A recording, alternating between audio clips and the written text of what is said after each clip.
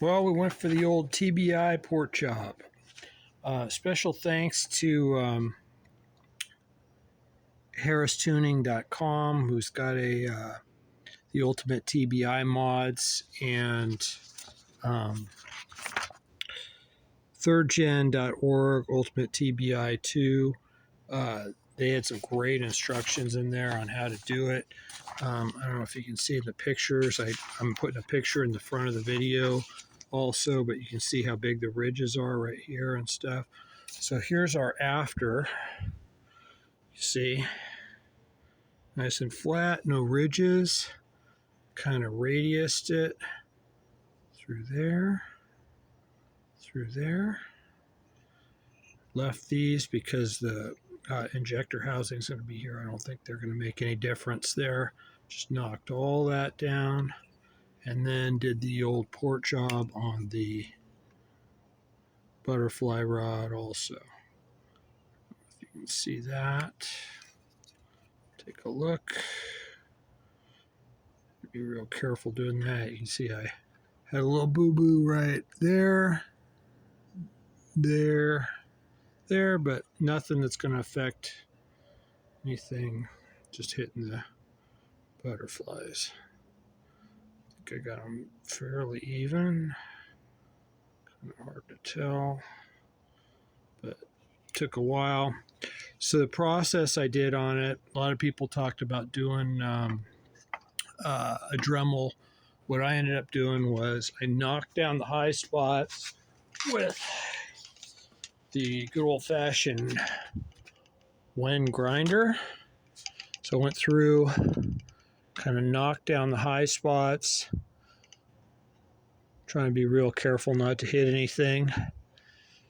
Knocked it down, came back, hit it with the good old 30-year-old Mac rasp. Should have put some ATF on it. Don't know what I was thinking. Now I get to clean off all the aluminum shavings on there. So a little ATF would have been smart, but this shape worked out great. Coming around here, didn't buck on me or anything.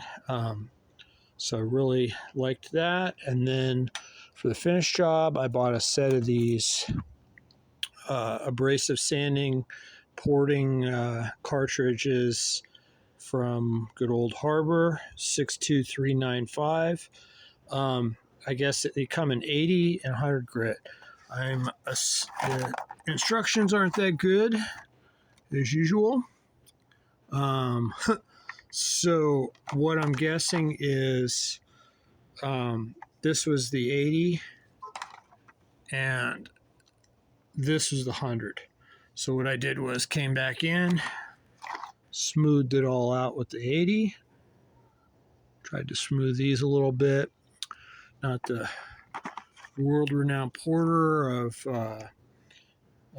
Jimmy Hannon or Steve Dulcich, but pretty happy with the way it came out. I don't think I messed anything up. Got some nice radiuses. So I went around with this, then I came back with this one, did it through there, cleaned it all up.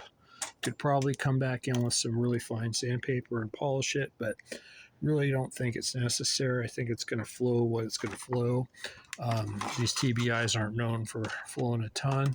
Had the cheapo. I like the long grinder. I mean, I'm an angle head grinder guy all day long, but this Central Pneumatic Professional worked pretty good. I like the long one because you can grab it. I'm going to buy an electric one of these days. I guess the real good porters use electric ones, but went with the air. The air worked. Don't know if you can still buy this one or not, or if you got to buy a different one, but works good. Uh-oh, it's the cops. So that's what I came up with. You'll see the picture in the beginning that of the video to see kind of the before and after, but I'm pretty happy with how it came out. I think it's going to flow nicely, do what it's supposed to do. We're going to go for the spring, the rebuild kit and stuff, but really love the this harristuning.com website. really had great instructions. I'm going to put links on to everything like I always do on my videos.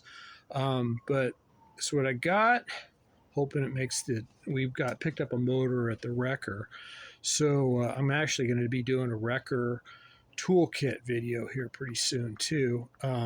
But this is what I came up with for the TBI.